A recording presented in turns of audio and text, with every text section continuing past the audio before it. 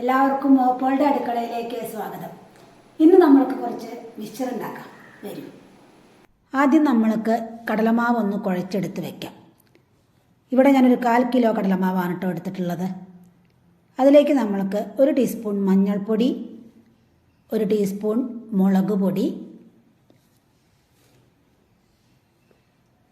1/2 teaspoon കായം പൊടിച്ചത്, അല്ലെങ്കിൽ നമുക്ക് കായത്തിൻ്റെ പൊടി ഇട്ടാലും മതി.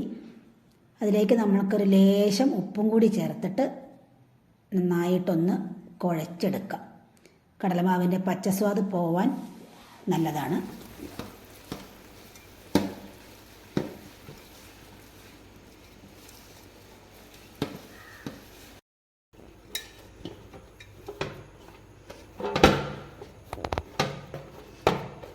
ഏകദേശം നമ്മുടെ മാവ് ഇവിടെ റെഡി ആയിട്ടുണ്ട്. നമ്മൾക്കതറിയാം, നമ്മൾ ചപ്പാത്തിയൊക്കെ കുഴക്കാൻ കണ്ടില്ലേ. ഈ ഒരു രീതിയിൽ വേണം നമ്മൾക്ക് കുഴച്ചെടുക്കാൻ. പാത്രത്തിന് ഒട്ടുന്നതൊക്കെ കയ്യിൽ നിന്നൊക്കെ ഒട്ടുന്നത് മാറി നിൽക്കും കേട്ടോ. നമുക്ക് വെളിച്ചെണ്ണ ചൂടാക്കാൻ വയ്ക്കാം കേട്ടോ.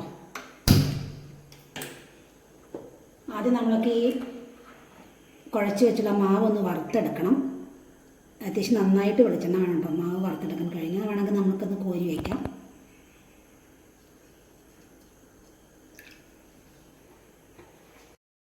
ഇവിടെ ഞാനിതിൽ മിക്സ്ചർ ഉണ്ടാക്കാൻ ചേർക്കുന്ന സാധനങ്ങൾ ഉരുളക്കിഴങ്ങ്, 2 ഉരുളക്കിഴങ്ങ് എടുത്തിട്ടുണ്ട്.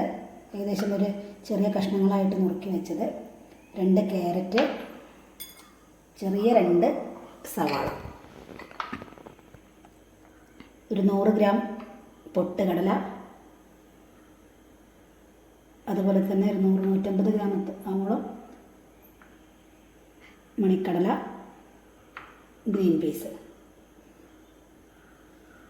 കുറച്ച് അവിലൊരു നമ്മുടെ ഇഷ്ടത്തിനനുസരിച്ച് ചേർക്കാം കേട്ടോ. കൂടുതൽ വേണമെന്നുള്ളവർക്ക് കൂടുതൽ ചേർക്കാം, കുറച്ച് മതി എന്നുണ്ടെങ്കിൽ അങ്ങനെയാവാം.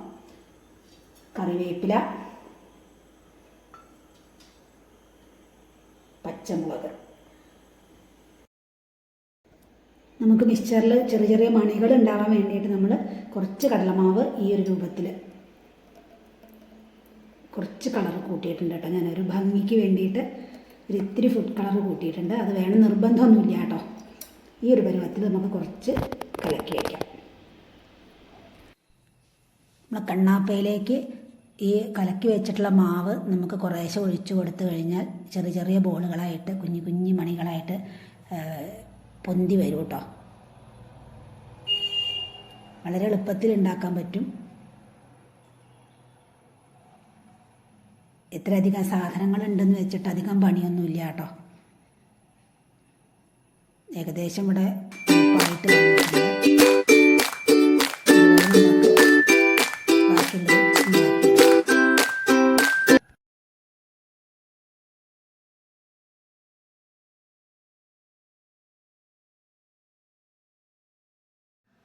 ഞാനിവിടെ 2 അച്ചിലും ഉണ്ടാക്കുന്നുണ്ട് കേട്ടോ.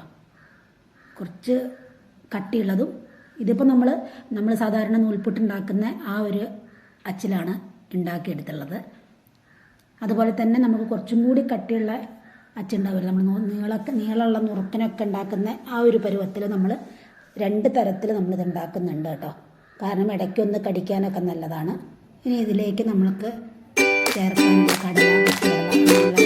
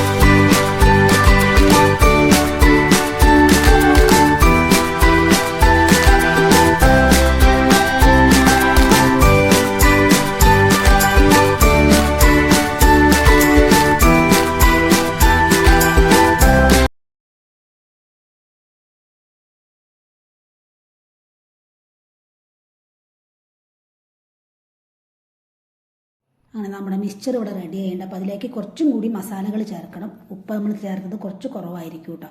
കുറച്ച് ഉപ്പ് ചേർത്തു. അതുപോലെ തന്നെ നമുക്ക് എരിക്കനുസരിച്ചിട്ട് ഓരോരുത്തരുടെ എരിയില്ലാത്ത മിക്സ്ചറാണെങ്കിൽ നമുക്ക് മുളക് പൊടി ചേർക്കണം എന്നില്ല. നല്ല എരി വേണമെന്നുണ്ടെങ്കിൽ കുറച്ച് കൂടുതൽ ചേർക്കാം. അതുപോലെ തന്നെ ആ ഒരു ഫ്ലേവർ വരാൻ വേണ്ടിയിട്ട് കുറച്ച് കായത്തിൻ്റെ പൊടി കൂടി ചേർത്തിട്ട് നമുക്ക് നന്നായിട്ടൊന്ന് മിക്സ് ചെയ്ത് കൊടുക്കാം.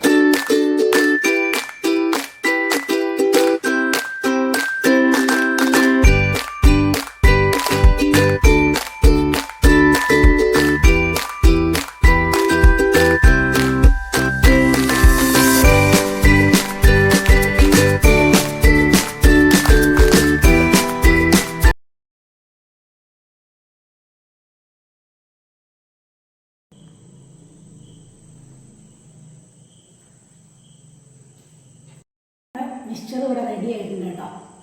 ഇതെല്ലാവർക്കും ഉണ്ടാക്കാൻ പറ്റുന്നതന്നെ, എല്ലാവർക്കും അറിയുന്ന കാര്യം തന്നെയാണ്. ഞാൻ എൻ്റെ ഒരു ശൈലിയിൽ ഉണ്ടാക്കിയെന്ന് മാത്രമേ ഉള്ളൂ. കുറച്ച് വെജിറ്റബിൾസൊക്കെ കൂട്ടി ഉണ്ടാക്കിയതാണ്. ഇഷ്ടപ്പെട്ടാൽ എല്ലാവരും ഉണ്ടാക്കി നോക്കണം കേട്ടോ. എൻ്റെ വീഡിയോ എല്ലാവരും ലൈക്ക് ചെയ്യുക, ഷെയർ ചെയ്യുക, സബ്സ്ക്രൈബ് ചെയ്യുക. പുതിയൊരു വിഭവമായിട്ട് വീണ്ടും